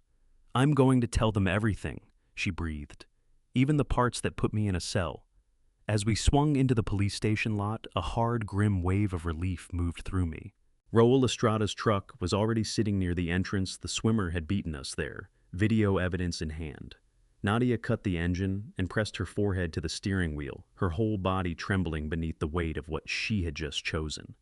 He's going to kill me for this, isn't he? She asked, the words barely above a whisper, and they broke the last intact piece of my heart. But before I could answer, my phone vibrated with a force that jolted me straight in my seat. An unknown number lit up the cracked screen. My thumb hung over decline, but something deep in an architect's bones, that instinct for recognizing structural failure before it happens, made me answer instead. The voice on the other end was nothing like Dalton's polished hedge fund smoothness. This was the raw, stripped sound of a man watching his empire collapse in real time, hunting for someone to bury beneath the debris. "Hello, Clifton," Dalton said, his voice a low, vibrating threat that raised every hair on my arms. "I hear you've been having conversations with people who don't understand how our family's business works." The cold, metallic taste of fear filled my mouth as it landed on me. He knew we were at the precinct. The GPS tracker in Irene's wedding ring had given us away. I could make out the steady flow of traffic in the background, the unmistakable whoosh of Highway 21. And I knew he was not at the marina. He was moving, hunting. "Dalton?" I said, holding my voice flat against my hammering pulse. "If you're ringing to apologize for the river, you're a few weeks behind schedule." His laugh was a dry, rattling thing that held no warmth at all. "Apologize, no Clifton. I'm calling to hand you a choice. You can shut this investigation down, or you can keep playing detective and we'll find out how well you swim when the current runs twice as hard." The threat was unmistakable, but it was the sound behind it that turned my blood to ice. A child's voice, Petra's high-pitched laugh, and the clear electronic chime of a school bell. "Where are you, Dalton?" I demanded, my voice climbing. His silence landed on my chest like something solid. "I'm exactly where I need to be, Clifton. Just remember, foundations give way faster when you pull the wrong support beam. Consider carefully which beams you can afford to lose." The line went dead, leaving the hollow shape of his threat hanging in the air between us. I looked at Nadia. The color had drained entirely from her face. "He's at the school," I said. "He's going for the children." We hit the precinct doors at a run, Nadia screaming for Detective Pelham, while I laid out the call in rapid sentences. The scent of jasmine drifting from the garden outside mingled with the acrid burn of adrenaline as Pelham immediately radioed dispatch. That call wasn't merely a threat. It was a declaration of war, and the battlefield was about to widen past anything I had prepared myself for. As sirens began to rise somewhere in the distance, I understood that the structure of our family was about to meet its final stress test. The smell inside the precinct was floor wax and stale coffee, a sterile scent that felt like the first truly clean breath I had drawn since the river had tried to take me. I walked through the heavy glass doors beside Nadia, the cold, conditioned air of the interview room lifting the hair on my arms. Detective Pelham met us in a windowless space, his face locked in a grim, unreadable mask. I didn't spend a single second on tears. I opened with structural proof. I placed the dry cleaning receipt with its telling smear of river silt on the table beside the symptom log, bearing Dorian Crail's handwritten triggers.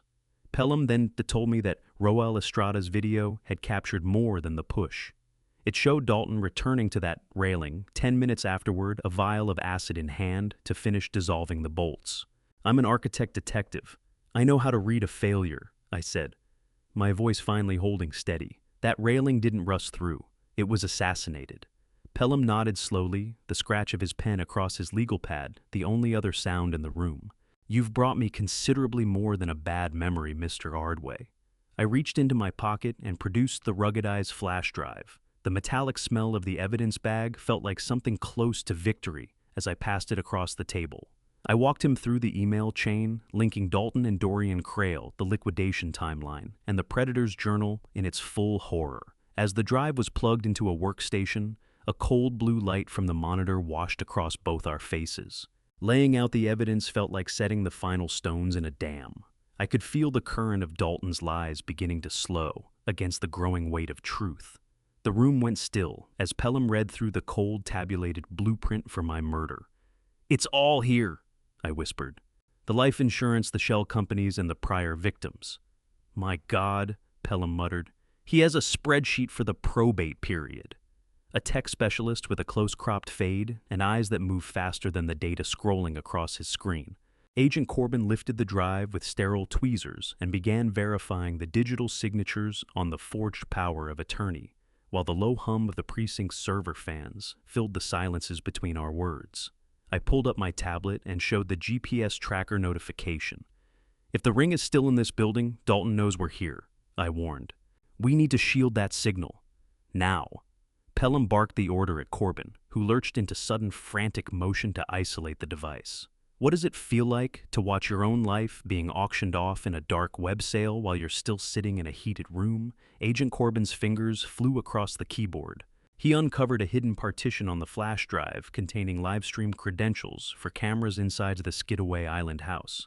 Dalton wasn't merely watching me. He was broadcasting my supposed decline to a private group of predatory lenders who were actively bidding. Pelham stared at the live camera feed from my bedroom in Skidaway Island, the color draining steadily from his face. My heart seized as he checked a second screen, one tracking the movement of Dalton's own vehicle. "If he's not tracking you," he whispered, eyes snapping up to mine with a sharp new panic. "Why is he at the school?" There is no architectural filter for a father who stands watching his only child dismantle her own life sentence by sentence through the cold transparency of a two-way mirror. I stood in the darkened observation room, the chill slick surface of the glass pressed against my forehead. On the other side of the partition, the harsh overhead LEDs drained all color from Nadia's face, leaving her looking like a ghost inhabiting her own story. Detective Pelham pivoted with clinical precision, stepping out of his role as my ally and into the role of her interrogator. I watched her trembling hands close around a plastic cup of water. Smudged mascara cut dark paths of ruin down her cheeks. Nadia disclosed then that she had secretly recorded one of Dalton's phone calls with Dorian Crail, during which they had discussed what they called the final solution for me. She possessed evidence of the murder plot, a digital recording that could have spared me weeks of terror, yet she had chosen to conceal it, paralyzed by fear for her own safety. "I just wanted the house back, detective," she whispered, her voice carrying that muffled, hollow quality through the intercom. "Dalton said it was only a temporary loan from Dad's estate." Pelham didn't blink. "A $250,000 loan without his consent is called grand larceny, Nadia. The glass between us was more than silica and lead. It was the physical embodiment of 40 years of trust being ground down to nothing." I watched her collapse completely when Pelham slid the power of attorney across the table. She admitted she had known it wasn't my signature, but Dorian had persuaded her it was a legal necessity to protect the family from bankruptcy. Dalton hadn't simply exploited her greed. He had weaponized her terror of failure to turn her into a criminal. "I didn't know about the river," she wailed, her voice fracturing beneath the faint ozone scent of the recording equipment. "I swear on my children's lives, I thought he just fell." "But you didn't tell the doctors the truth when he tried to speak, did you?" Pelham pressed. She had no answer. She simply stared at the table, a structure buckled under its own load. "How do you hold the hand of someone who used your own signature to write your obituary?" I wanted to reach through the glass and pull her back to the girl who once perched on my drafting stool, but that girl was gone. Pelham informed her that while her cooperation would be noted, her actions had made her a co-conspirator. The reality of a prison sentence struck her all at once, and she turned toward the glass, instinctively sensing I was there. "Daddy, are you there? Please." Her eyes begged for a structural rescue I no longer had the power to give. As a uniformed officer led her toward the door, she stopped and leaned back to whisper one final detail to Pelham. "Dalton has a second untraceable vehicle stashed in a rental lot for emergencies," she said, her voice hollowed out. "He's going to use it today." Nadia's eyes found mine through the one-way glass, and in that moment, the daughter I had known vanished, replaced by a woman finally reckoning with the fact that the perfect life she'd prized was a prison she had helped construct. I stood in the dark, my heart a leaden weight of paternal grief, as the full mass of her complicity settled over the room like a shroud. The daughter I had built my entire world around was now a stranger standing in the rubble of her own making. The heavy thud of the door closing behind Nadia left a hollow ringing in my ears, soon swallowed by the frantic crackle of Pelham's radio. A high-priority alert from the school district, a sound that transformed my exhausted sense of justice into a cold, sharp spike of adrenaline. I stood in the precinct command center, the acrid sting of fresh printer ink from the newly issued warrant still hanging in the air. Detective Pelham's expression was grim as he signed the official papers for Dalton Vreeland and Dorian Crail. "It's done, Clifton," he said, his voice barely audible beneath the overlapping bark of police radios. "We have enough for attempted murder and conspiracy." I studied the ink still glistening on the page. "I just make sure he doesn't see the strike team coming," I warned. "He's a structural thinker. He'll map the exits before you've even cleared the driveway." The machinery of justice was finally turning, but the structural integrity of my relief collapsed the moment the desk phone rang. It was the principal of Founders Preparatory Academy. Her voice was thin and panicked as she explained that Dalton had arrived 20 minutes earlier, claiming I had suffered a massive stroke. He told them he needed to take Caden and Petra to the hospital immediately because Nadia had designated him the sole authorized person for school pickups. Just 2 days after the river incident, they had released my grandchildren into his hands without asking a single question. "He took them," I shouted, cold sweat running down my neck. "But I'm standing right here, Mr. Ardway. Stay calm," Pelham said, though his jaw was rigid. "We're tracking his vehicle now." The warrants were nothing but paper walls, and Dalton had just driven a wrecking ball straight through them. I learned then that the passports were gone from the home safe. He had been building this escape contingency for weeks. The command center sank into a dense, localized silence as the tech specialist pointed to the monitors. The GPS tracker in the wedding ring showed the vehicle sitting stationary at a downtown mall. Dalton had shed the anchor. He wasn't making for the state line yet. He was repositioning. Do you know the precise temperature of fear? It's the flash of ice water through your spine when you understand that your grandchildren are in the hands of a man who regards them as bargaining chips. "He's not running, detective," I whispered, my voice fracturing. "He's taking hostages. He's using my own flesh and blood as a structural shield." The precinct's televisions flickered in unison to the emergency broadcast, a synchronized pulse of light that made the room feel half its size. There, beneath the bold red letters of the Amber Alert, were the smiling school portraits of Caden and Petra. I stared at their faces. The silence of the command center grew absolute as every officer held their breath, absorbing the fact that the man we were hunting had just turned the children into his final exit strategy. The precinct's fluorescent lights felt like a strobe freezing my daughter's face in a jagged series of screams that no amount of money or deception could ever silence again. Nadia collapsed in the middle of the squad room, her high-heeled boots skidding on the linoleum as she screamed for her children with a raw, rhythmic sobbing that tore through the clinical quiet. "I gave them to him," she shrieked, her voice a whirlwind of grief and self-hatred. "I signed the papers that let him take them." Detective Pelham moved to restrain her, his face a grim mask. "Nadia, look at me," he barked, his voice slicing through the hysteria. "We need the plate number of that rental car. Focus." I watched from the sidelines and understood my daughter was finally irreparably broken. But the price of her clarity was the lives of my grandchildren themselves. The precinct doors slid open, and a bike courier in sweat-damp spandex stepped inside, visibly bewildered by the chaos. He carried a package addressed to the architect. Pelham intercepted it at the door. Wrapped inside a blueprint of the Skidaway Island estate was Caden's digital watch. The screen shattered, frozen at 3:00 p.m. The sharp metallic scent of blood on the watch glass reached me before anything else. "He sent this to taunt me," I whispered, my heart hammering. As Pelham tilted the watch, I noticed a tiny, bloody fingerprint. It wasn't from Caden, the size was wrong. It was from Petra. My brave little girl had fought back. But it was the soft electronic chime of an iPad notification that cut through the noise like a bell in a cathedral. Agent Corbin's head snapped up from his workstation, eyes going wide as he stared at the tracking software. "We've got something," he said, voice sharp with urgency. "It's coming from a cellular-enabled iPad registered to Petra Vreeland." The room fell silent except for the server hum and the distant crackle of police radios. I pushed through the cluster of officers, heart hammering, and leaned over Corbin's shoulder. "What does it say?" Corbin's fingers raced across the keyboard, pulling up the notification.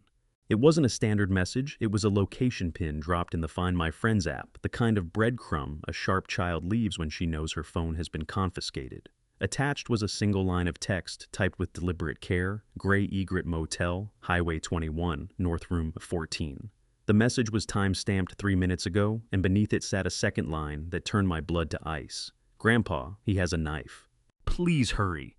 That's my girl, I whispered, my voice fracturing between pride and terror. She's telling us where they are. Pelham was already on his radio snapping out orders. All units, we have a confirmed location. Grey Egret Motel, Highway 21, North Room 14. Suspect is armed with a blade holding 2 juvenile hostages. Code 3 response: maintain perimeter. No sirens within half a mile. I need SWAT mobilized now. The room burst into motion, but I stood frozen. The Grey Egret Motel was a relic from the city's past, a 2-story roadside motel teetering on the edge of condemnation. I knew it. My firm had assessed its structural integrity back in the 90s. The building was a death trap of rotting timber and failing supports, and Dalton had chosen it for precisely that reason. How long until SWAT arrives? I asked. Corbin checked his screen. 12 minutes, sir. Maybe 15 with traffic. 12 minutes was a lifetime for 2 children trapped in a room with a man willing to kill. I turned to Pelham, resolve hardening. I'm going with you, and I'm going in first. Pelham opened his mouth to object, but I cut him off. He knows me, detective. Send in a badge and he'll panic. But if I'm the one who walks through that door, he'll believe he still has the upper hand. Pelham held my gaze for a moment, then gave a single nod.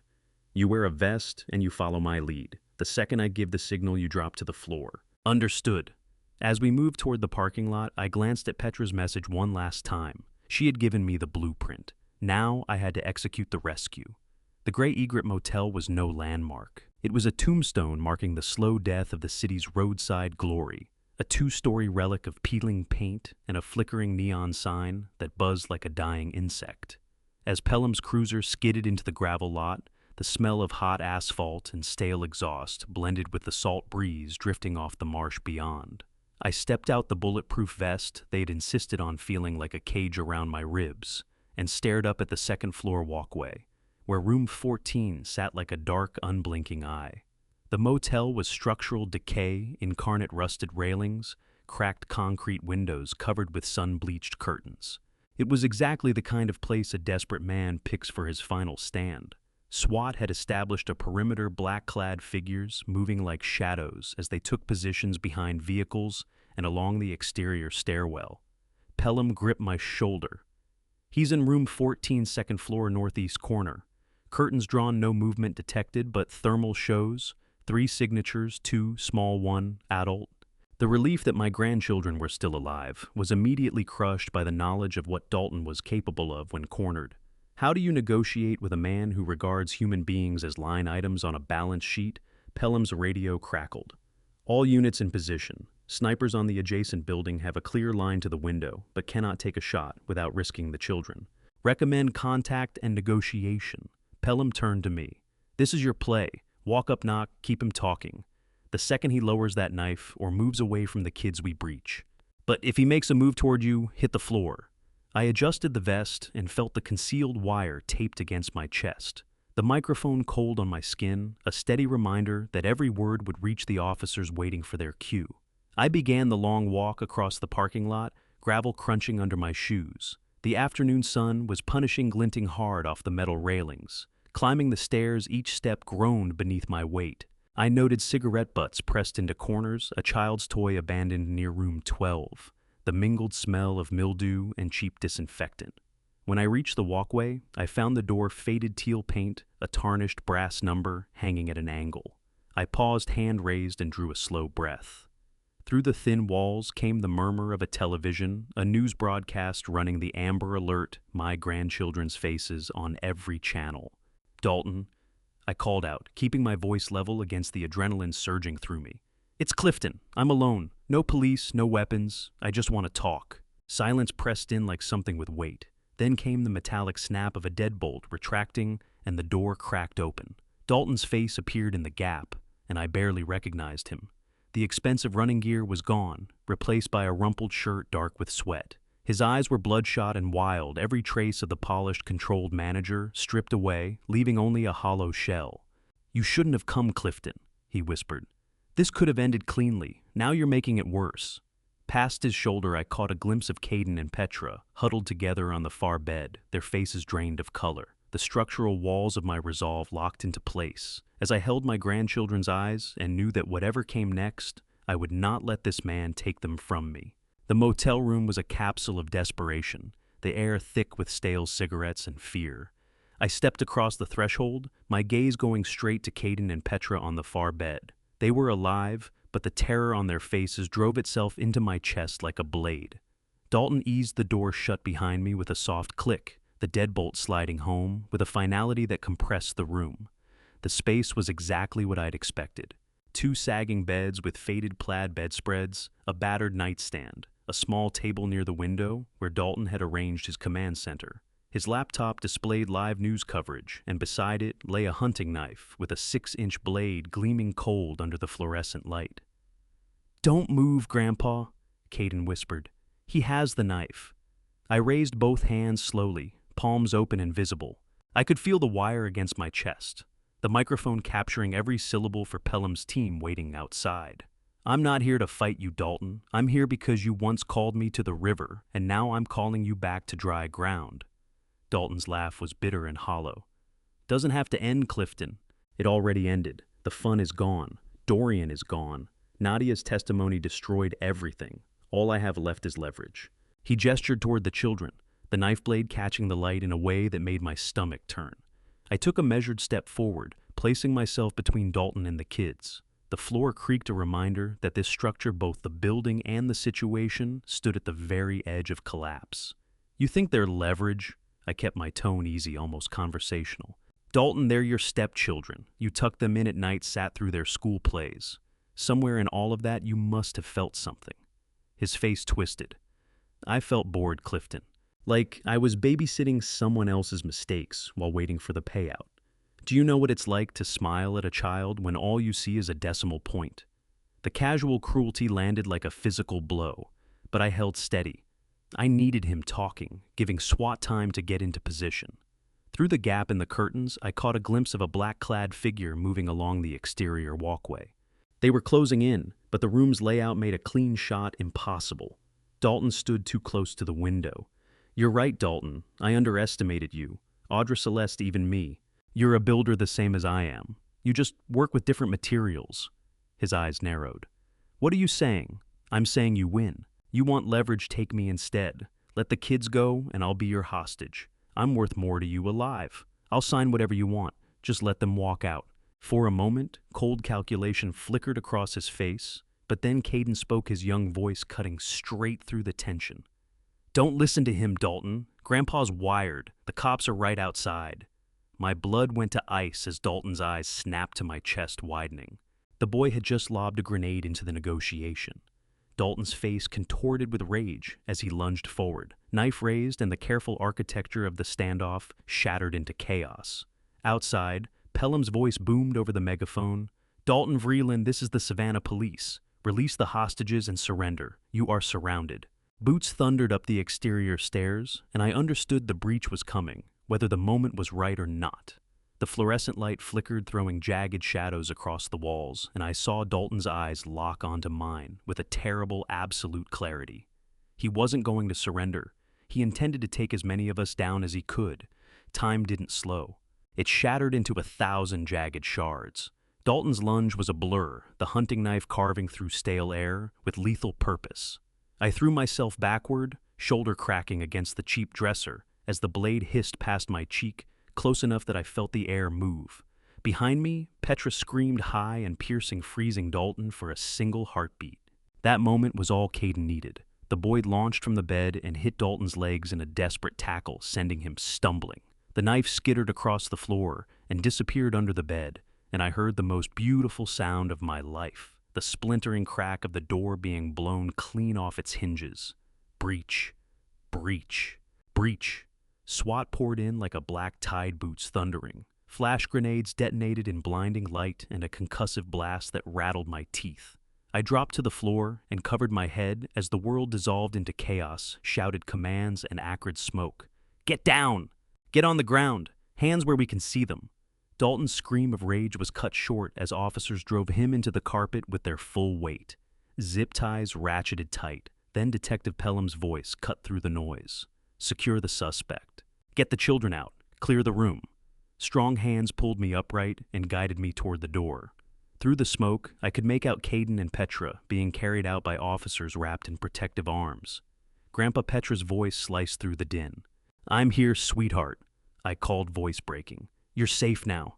When they led me out onto the walkway, the afternoon sun hit like a physical blow.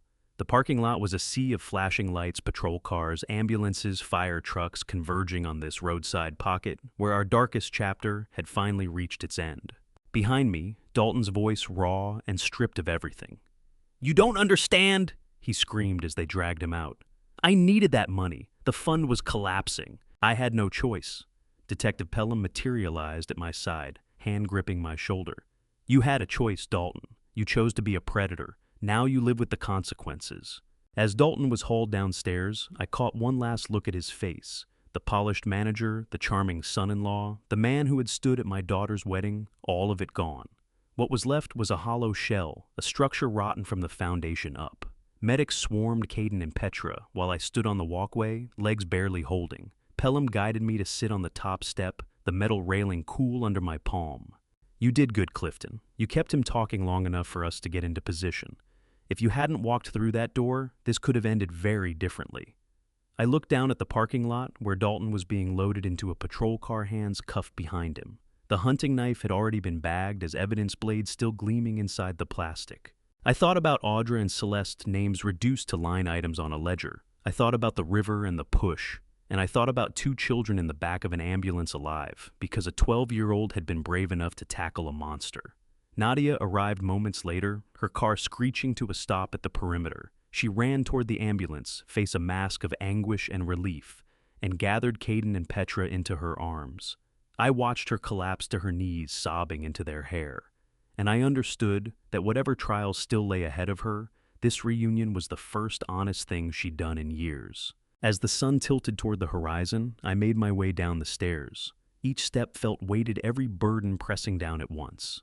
But when I reached the bottom and felt solid ground beneath my feet, I understood I was still standing. The structure of my life had been tested, cracked, nearly demolished, but the foundation had held. They say justice is blind, but as I walked into that courtroom, I realized she was also cold efficient and entirely indifferent to the fact that she was dismantling the last of my family piece by piece. I stepped into the Chatham County Courthouse, the air thick with floor wax and old paper footsteps ringing against high ceilings. Morning light came through tall windows in long slants, casting geometric shadows across polished marble. Judge Beckford sat behind the bench like a gargoyle of the law, eyes weathered by decades of witnessing Charleston's worst. I settled into the front row as Dalton Vreeland was led in, stripped of his designer suits and his swagger. He wore standard orange that looked like a structural defect against the mahogany paneling. The prosecution entered the Predator's journal and Caden's recordings into evidence, painting the portrait of a man who treated homicide as a line-item expense. They walked through Audra Langford's boating accident, Celeste Orville's drowning, and the meticulous planning of my attempted murder. The courtroom fell silent as they played the audio of Dalton's motel confession. "I did what was necessary for the fund. You don't build a legacy, Mr. Vreeland." Judge Beckford's voice was a low, gravelly vibration. "You build a cemetery." Dalton refused to look at me, jaw locked in final arrogance. The sharp crack of the gavel struck like a demolition ball. Life without the possibility of parole. The second trial followed immediately, cutting deeper. Dorian Crail, Dalton's biological brother and co-conspirator, was led in wearing chains. The corrupt attorney had been apprehended at Atlanta Airport, attempting to board a flight to the Caymans with $3 million in cryptocurrency. His arrest had been swift. Detective Pelham's coordination with federal marshals. Crail's face was resigned as the charges were read: conspiracy to commit murder, elder abuse fraud, money laundering obstruction. The evidence was overwhelming: forged power of attorney shell companies, notarized documents that had nearly stripped me of everything. He didn't fight. He simply sat while his attorney negotiated a plea deal in exchange for testimony against Dalton. 15 years, Judge Beckford announced, gavel striking. No parole eligibility for the first 10. As Crail was led away, he glanced over at me. I saw no remorse in his expression, only cold acknowledgement that he'd been outplayed. The prosecution also brought charges against Dr. Quentin Drexel, the the cognitive consultant Dalton had paid to fabricate my incompetency evaluation. Drexel's medical license was permanently revoked by the South Carolina Board of Medical Examiners, and he received a 3-year suspended sentence for professional misconduct and conspiracy to commit fraud. The Pave sapphire watch he'd worn Dalton's hedge fund merchandise was entered into evidence as proof of their financial relationship. Justice, it seemed, had a long memory for those who weaponized medicine against the vulnerable. The atmosphere shifted to profound tragedy as Nadia took the stand. She looked like a shell designer, clothes replaced by a simple gray dress face, bare no makeup. She pleaded guilty to conspiracy, grand larceny, elder abuse, her voice barely a whisper as she recounted her role. I wanted the life he promised. I didn't care who I had to step on, even my own father. I sat and watched my daughter accept responsibility for crimes that would cost her 7 years, and I felt the weight of every parental decision I had ever made pressing down on me at once. Despite her cooperation, her testimony helping to secure Dalton's conviction, her role at the motel, and the full scale of it were too great to overlook. 7 years, Judge Beckford said, voice softening slightly. With credit for time served and parole possibility after 5, contingent on demonstrated rehabilitation. I watched her being handcuffed, the silver bracelets a cruel echo of the designer watches she had once coveted. As she was let out, she turned back one last time. "I'm sorry, Daddy," she mouthed, tears running freely. I nodded, unable to find a single word. After adjournment, Detective Pelham handed me a heavy folder containing court-ordered restitution and the Skidaway Island estate dissolution. I was granted full permanent guardianship of Caden and Petra, marking the beginning of a different kind of architectural project, one requiring patience, love, and a foundation built on honesty rather than gold. "They're safe now," Clifton Pelham said on the courthouse steps, "but they're going to need shoring up." I looked at the folder, then at the empty space where my daughter had stood, and understood that the hardest part of being an architect was never the building, it was knowing which parts of a ruin were still worth saving. I spent that morning checking the railings on the back porch, not because I had any doubt about the wood, but because inspecting every support beam had become the only way I knew how to breathe. 6 months had passed since the trials, 6 months of learning to be a full-time guardian while carrying the weight of a daughter locked behind bars. The visiting room at Whitfield Correctional Institution smelled of industrial cleaner and quiet despair. I sat at a small metal table, hands folded, waiting for the guard to bring Nadia out. Caden and Petra sat on either side of me, their young faces tight with nerves. "It's okay to be nervous," I told them quietly. "She's going to look different, but she's still your mom." The door buzzed open, and Nadia walked in. The transformation was structural, designer labels gone, replaced by a standard beige uniform. Her hair was pulled back, face bare, eyes carrying a clarity I hadn't seen in years. "Daddy," she whispered, her voice breaking. "I didn't think you'd come." Caden and Petra launched themselves at the plexiglass barrier, palms pressed flat against the surface. "Mom, we missed you." Nadia pressed her own hands against the glass, matching their small palms to hers. "I missed you too, babies. Every single day." The guard allowed a brief contact visit, a privilege she'd earned through good behavior. She held Caden and Petra with a desperation that spoke of 6 months' absence. When she finally released them, she turned to me. "I don't know how to start, Dad. I don't know how to apologize." "Forgiveness isn't a sudden coat of paint, Nadia," I replied, taking her hand. "It's the slow work of sanding through old layers until you reach smooth wood beneath." She told me about the forensic accounting degree, the therapy sessions, confronting the materialism that had left her so exposed. "I want to help people like you, Dad. Hunt down predators so no one else has to go through what you did." Nadia drew out a handwritten letter, her hands trembling. She read aloud a thorough accounting of every decision, every forged signature, every moment she'd chosen, silence over truth. Not an excuse, a confession. At the end, she looked straight at me. "I chose the gold over you, and I'll spend the rest of my life proving I understand what I lost." I reached into my jacket and brought out Irene's note. "Your mother knew Nadia," I said quietly. She saw the shadows in Dalton's eyes before any of us did. Nadia unfolded it with shaking hands, taking in the elegant script. "Don't let our daughter lose her way in the shadows." Tears ran freely as she pressed it against her chest. "Mom tried to save me," she whispered, "and I didn't listen." As the guard signaled that our time was up, Caden handed his mother a drawing, a sketch of the Jones Street house with all of us on the porch, including a small figure labeled Mom Coming Home Soon. Nadia held it to her chest. I'll be home, and when I am, I'll be the mother you deserve. Walking out into the bright November sun, Petra slipped her hand into mine. Do you think she meant it, Grandpa? I glanced back at the gray concrete building, then down at her hopeful face. I think she's finally building a foundation worth standing on.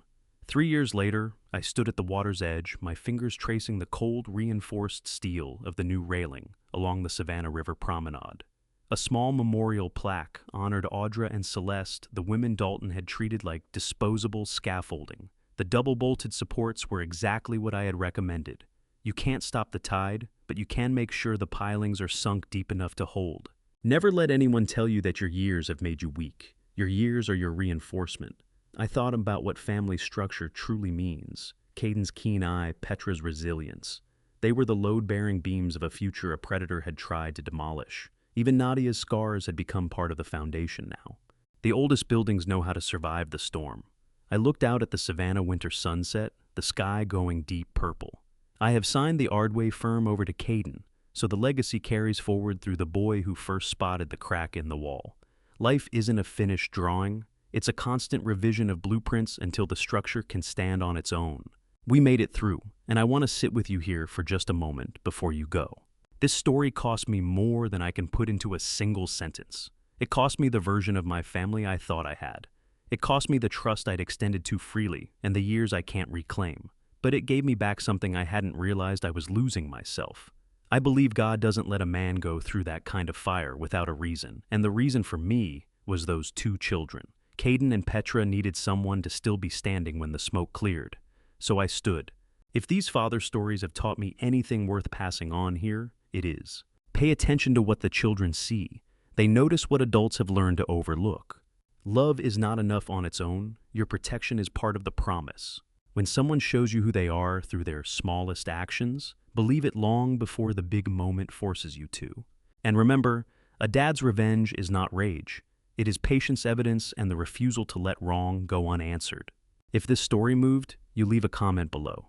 Tell me what moment hit you hardest, or what you would have done differently in my place. If you know someone who needs to hear that it is never too late to fight for the people you love, share this with them today. And if you haven't yet subscribed to His Hidden Revenge, there are more stories here that deserve to be told. Thank you for spending this time with me. Take care of your family. I'll see you in the next one.